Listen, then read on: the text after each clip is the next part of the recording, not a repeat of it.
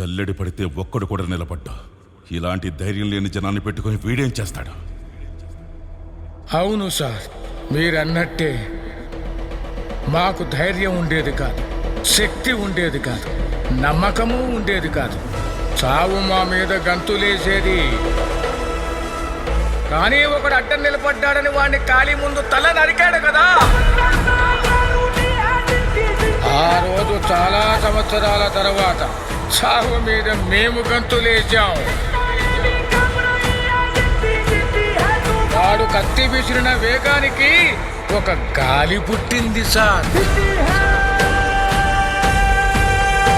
ఆ గాలి నరాతీలో ఉన్న ప్రతి ఒక్కడికి ఊపిరిచ్చింది.